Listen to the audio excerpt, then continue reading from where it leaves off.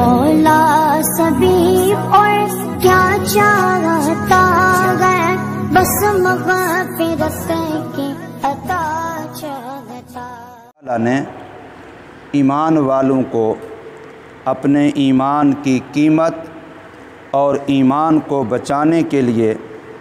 مختلف قسم کے حالات سے گزرنا اور ان کے اندر ثابت قدم رہنا، اس کی ترغیب دی ہے اور یہ مسئلہ بیان فرمایا ہے۔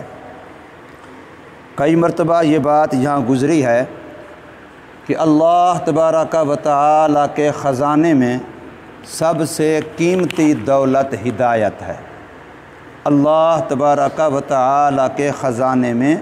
سب سے قیمتی دولت ہدایت ہے، اس لیے ہدایت اللہ نے خالص اپنے قبضے میں رکھی ہے۔ کل میں نے یہ بات عرض کی تھی، پیغمبر خدا صلی اللہ علیہ وسلم اللہ تبارک و تعالی سے درخواست کر رہے ہیں کہ میرا یہ چچا جو زندگی بھر میری خدمت کرتا رہا، مشکل حالات میں میرے ساتھ نبھاتا رہا، اس کو ہدایت ایمان مل جائے، اور چچے سے منت کر رہے ہیں کہ تو ایمان لے آ، اور نہیں تو میرے کان میں کلمہ پڑھ لے۔ لیکن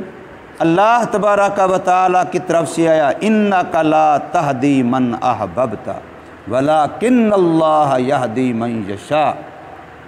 اللہ نے ہدایت خالص اپنے قبضہ میں رکھی ہے، جس کو چاہتا ہے وہ ہدایت دیتا ہے، اور ہدایت اللہ اس کو دیتا ہے جس کے دل میں ہدایت کی طلب ہوتی ہے، جو ہدایت کو حاصل کرنے کے لیے اللہ تبارک و تعالی کی عبادت کرتا ہے، خوشنودی حاصل کرتا ہے، اس کی اللہ کے دروازے پہ آتا ہے، اللہ سے مانگتا ہے، طلب کرتا ہے، تو پھر اللہ تبارک و تعالی اس کو ہدایت عطا فرماتے ہیں۔ اور ہدایت ہی کا دوسرا نام ایمان ہے۔ ہدایت مل گئی، ایمان مل گیا، ہدایت نہیں ملی، ایمان نہیں ملا، ایمان مل گیا، ہدایت مل گئی، ایمان نہیں ملا، ہدایت نہیں ملی۔ تو ایمان کتنا بڑی دولت ہے، فرمایا دنیا کے اندر جتنے خزانے ہیں، یہ تقریباً تیسرے پارے کی جو آخری آیتیں بنتی ہیں، چوتھا پارہ یہاں شروع ہوتا ہے، وہاں اللہ تبارک و تعالی نے مثال دے کے اور بھی کئی جگہ پر یہ مسئلہ بیان کیا کہ فرض کر لو ایک بندہ دنیا سے ایمان کے بغیر چلا گیا، اب وہ قیامت کے دن اللہ تبارک و تعالی کے سامنے کھڑا ہے۔ ایک بندہ ہے جو دنیا سے ایمان کے بغیر چلا گیا، اب رب کائنات کے سامنے قیامت کے دن پیش ہے، اب وہ اللہ سے منت کر رہا ہے کہ یا اللہ، زمین سے لے کے آسمان تک، شمال سے لے کے جنوب تک، مشرق سے لے کے مغرب تک، یہ سارا جو خلا فضا ہے، یہ میرے پاس خزانوں کا بھرا ہوا موجود ہے، بلکہ اس سے دگنا موجود ہے، یہ سارا لے لیجئے اور مجھے ایمان دے دیجئے۔ تو اللہ تبارک و تعالی فرمائیں گے کہ ایمان اتنا سستا نہیں ہے، تو نے ایمان کی قیمت پہچانی ہی نہیں ہے، دنیا کی کوئی چیز بھی ایمان کی قیمت نہیں بن سکتی، ایمان کی قیمت صرف جنت ہے، اور وہ بھی اس بنا پر کہ وہ اللہ کے دیدار اور اللہ کی رضا کی جگہ ہے۔ دنیا کی کوئی دولت، کوئی خزانہ، کوئی نقشہ ایمان کی قیمت نہیں بن سکتا۔ جن کو اللہ نے ایمان دے دیا ہے ان کو دنیا کی ساری دولتوں سے بڑھ کر کے دولت مل گئی ہے۔ اس کی قیمت جنت ہے، اور جنت بھی اس بنا پر کہ وہ اللہ کی رضا کی جگہ ہے اور اللہ کے دیدار کی جگہ ہے۔ بہت سارے لوگ بس کہتے ہیں کلمہ پڑھیے جنت بڑھیے، کلمہ پڑھ لیا تو بس جنت مل گئی، کلمہ پڑھیے جنت بڑھیے۔ تو فرمایا اللہ تبارک و تعالی نے، تم نے یہ خیال کر رکھا ہے کہ بس ایسے ہی تم جنت میں داخل ہو جاؤ گے، حالانکہ تم پر ابھی وہ حالات، وہ آزمائشیں، وہ امتحانات، وہ مشکلات، وہ قربانیاں نہیں تم سے لی گئیں جو تم سے پہلے لوگوں سے لی گئیں۔ صحابہ کرام ہمارے لیے آئیڈیل ہیں، صحابہ کرام ہمارے لیے معیار حق ہیں، صحابہ کرام ہمارے لیے نمونہ ہیں، اللہ نے قرآن مجید کے اندر واضح کر کے فرما دیا ہے ایمان بھی تمہارا تب معتبر ہوگا اگر ان کے ایمان کی طرح ہوگا۔ فَإِنْ آمَنُوا بِمِثْلِ مَا آمَنْتُمْ بِهِ فَقَدِ اهْتَدَوْا، ہدایت کو مشروط کر دیا ہے صحابہ جیسے ایمان کے ساتھ۔ جب ایمان انہی کے ایمان جیسا ہوگا تو قبول ہوگا، پھر نماز بھی انہی کی نماز جیسی ہوگی تو قبول ہوگی، روزہ حج زکوٰۃ عبادات بھی انہی کی عبادتوں جیسے ہوں گے تو پھر قبول ہوں گے، اس لیے کہ ایمان تو بیس ہے، ایمان تو بنیاد ہے۔ جب ایمان میں صحابہ کو معیار حق بنا دیا تو پوری شریعت کے اندر صحابہ معیار حق ہیں۔ وہ لوگ بھولے بھٹکے ہوئے ہیں، گمراہ ہو گئے ہیں جو صحابہ کرام کو معیار حق نہیں سمجھتے، نہیں مانتے، ان بیچاروں سے علمی طور پر بہت بڑی خطا ہو رہی ہے۔ تو فرمایا صحابہ کرام کو دیکھو، حضرت بلال رضی اللہ تعالیٰ عنہ کے حالات پڑھو، حضرت خباب رضی اللہ عنہ کے حالات پڑھو، حضرت خبیب رضی اللہ عنہ کے حالات پڑھو، حضرت عمار یاسر رضی اللہ کے حالات پڑھو، عمار بن یاسر رضی اللہ تعالیٰ ان کا پورا خاندان، حضرت زنیرہ کے حالات پڑھو کہ ایک عورت کے ساتھ ایمان کی قیمت کیا اس کو چکانی پڑی ہے۔ لیکن اس کے باوجود بھی کہ صحابہ کرام سے بے شمار قربانیاں لی گئیں، کبھی غزوہ تبوک پہ جا رہے ہیں جبکہ گھر کے اندر کھانے کو کچھ نہیں ہے، اور کبھی سخت سردی کا موسم بھی ہے، فاقوں کی حالت بھی ہے، اور غزوہ احزاب ہو رہا ہے، اس وقت وہ پیٹوں پر پتھر باندھ کر کے پہاڑ کے اندر پتھروں کے اندر خندق کھود رہے ہیں، اتنی بڑی خندق کھود رہے ہیں کہ چوڑی اتنا ہو جو گھوڑا بھی پھلانگ نہ سکے، اور گہری اتنا ہو کہ جو بندہ اس میں گر جائے پھر باہر نکل نہ سکے۔ یہ پہاڑ کے اندر ایک قبر کھودنا مشکل ہو جاتا ہے، پورے گاؤں والے محلے والے مل کے ایک میت کی قبر پہاڑ میں بڑی مشکل سے کھود سکتے ہیں، اور اتنی بڑی کئی کلومیٹر کی خندق، اور اس حالت میں کہ جب وسائل کے لحاظ سے ان کے پاس اسباب کے لحاظ سے کچھ بھی نہیں ہے، اور بھوک کی حالت یہ ہے کہ پیٹ پر پتھر باندھے ہوئے ہیں، اور حضور صلی اللہ علیہ وسلم سے اپنے بھوک کی شکایت کر رہے ہیں۔ اس حال میں جب حضرت جابر رضی اللہ تعالیٰ عنہ حضور صلی اللہ علیہ وسلم کی بھوک کی حالت کو دیکھ کے کہ آپ نے اپنے پیٹ مبارک پر 2 پتھر باندھے ہوئے ہیں، تھوڑے سے کھانے کا انتظام کرتے ہیں، اور آ کر کے چپکے سے کان میں کہتے ہیں کہ آپ کے لیے 2-3 آدمیوں کے لیے کچھ کھانے کا انتظام کیا، آپ میرے گھر تشریف لائیے، کچھ کھا لیجئے، آپ کی بھوک کی حالت دیکھی نہیں جاتی۔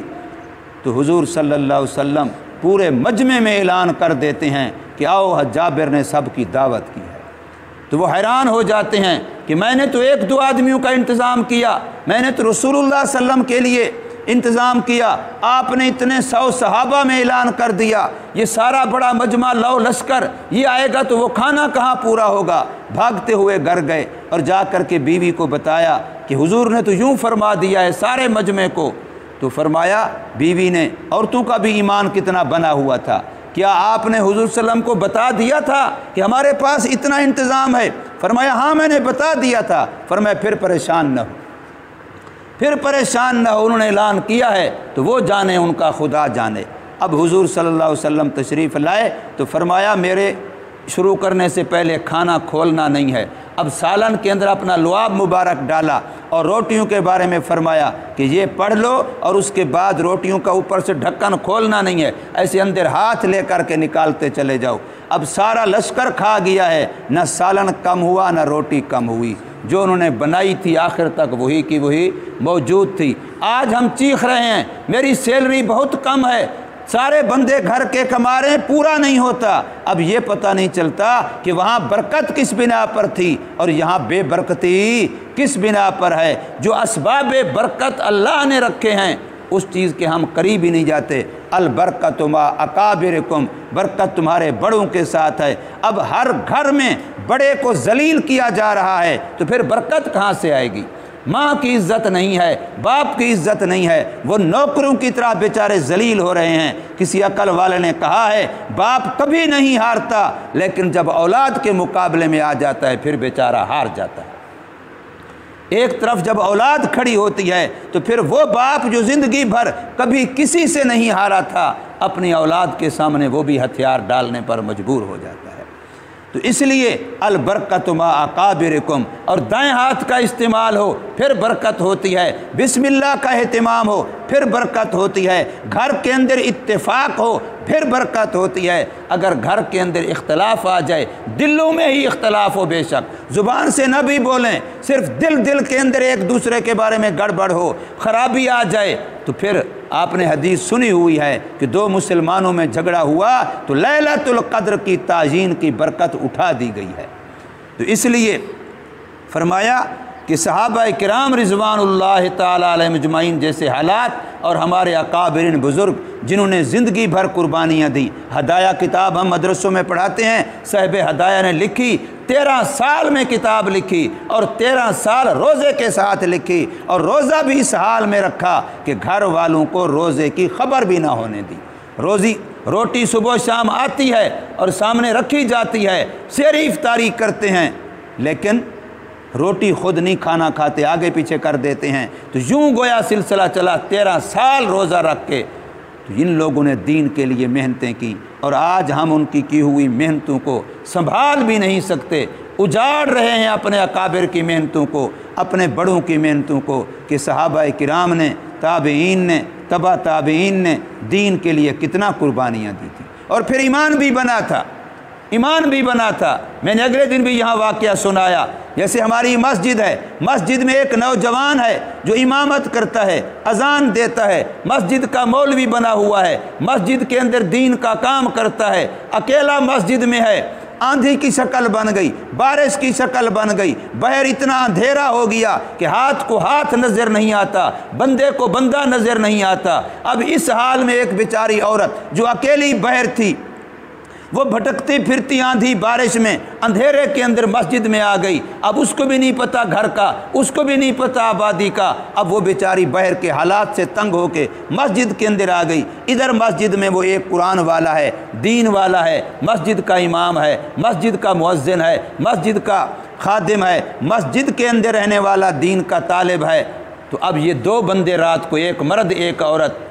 تو اس وقت بجلی کا سسٹم تو نہیں تھا۔ اب یہ بچہ، یہ نوجوان، یہ آدمی رات کو اپنا وہ چراغ جلاتا ہے دیا سلائی کے ساتھ، جب آگ جلتی ہے تو اپنے ہاتھ کی چھوٹی انگلی بار بار اس آگ میں دیتا ہے، اور پھر یوں بیٹھ جاتا ہے، پھر آگ میں انگلی دیتا ہے، پھر بیٹھ جاتا ہے۔ ساری رات یوں گزاری، صبح ہوئی، کچھ اندھیرا ختم ہوا، روشنی ہوئی، عورت جانے لگی تو وہ پوچھتی ہے کہ ساری رات تو نے یہ کیوں کیا ہے؟ تو اس نے کہا کہ میرا ایمان کا تقاضا تھا، بار بار شیطان مجھ پہ حملہ کرتا تھا، نفس حملہ کرتا تھا کہ اکیلی عورت ہے اور تو اکیلا مرد ہے، کوئی دیکھنے والا نہیں ہے، کوئی روکنے والا نہیں ہے، تو میں اپنے نفس سے کہتا تھا یہ دنیا کی آگ ہے، کیا تو اس کو برداشت کر سکتا ہے کہ آخرت کی آگ پہ دلیر ہو رہا ہے؟ جب دنیا کی آگ برداشت نہیں کر سکتا تو آخرت کی آگ تو اس سے 70 گنا زیادہ سخت ہے۔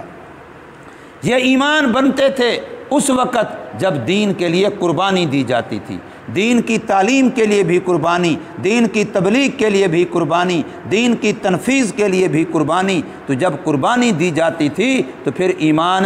بنا کرتے تھے۔ تو اس لیے اللہ تبارک و تعالی فرماتے ہیں ام حسبتم، کیا خیال کر رکھا ہے تم نے، ان تدخلوا الجنت، یہ کہ یوں ہی داخل ہو جاؤ گے تم جنت میں، ولما یاتکم مثل الذین خلو من قبلکم، حالانکہ نہیں آئے تم پر وہ حالات، وہ مشکلات، وہ مصائب جو ان لوگوں پر آئے تھے جو تم سے پہلے گزر چکے ہیں۔ آج ہم دین کے نام پہ حلوے کھاتے کھاتے، روٹیاں کھاتے کھاتے، مختلف عنوانات سے، آج جی تیجا ہے، آج جی ساتواں ہے، آج جی 40واں ہے، محلے میں، یہ میرے آنکھوں کی بات ہے، میرے کانوں کی سنی ہوئی ہے، مولوی کو فون کر کے مبارکباد دے رہا ہے، تجھے مبارک ہو، وہ کہتا ہے کس چیز کی؟ کہتا ہے تیرے محلے میں فوتگی نہیں ہوئی، تجھے مبارک ہو، کس چیز کی؟ تیرے محلے میں فوتگی نہیں ہوئی، تیرے تو 40 دن کی روزی کھل گئی نا، تو اتنے میں اللہ کسی اور کو مار دے گا۔ تو اب جب مولوی کا یہ حال ہوگا تو پھر بتائیے دین کہاں سے آئے گا؟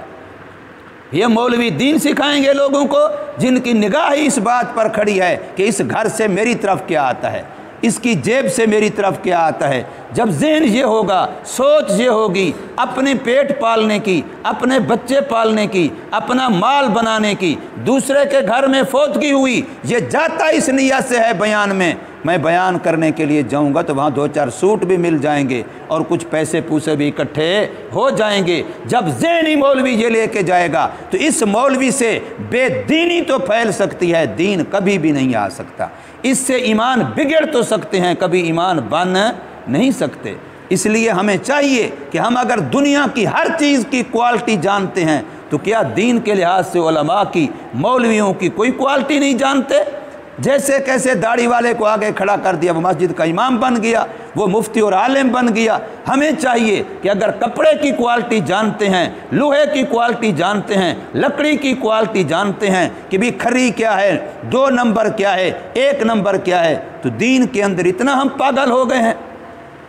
تو فرمایا کہ تم پر ابھی وہ حالات نہیں آئے جو ان لوگوں پر آئے جو تم سے پہلے گزر چکے، پہنچی تھی ان لوگوں کو سختیاں اور تکلیفیں۔ ان لوگوں نے تو دین کے لیے سختیاں برداشت کی تھیں، تکلیفیں برداشت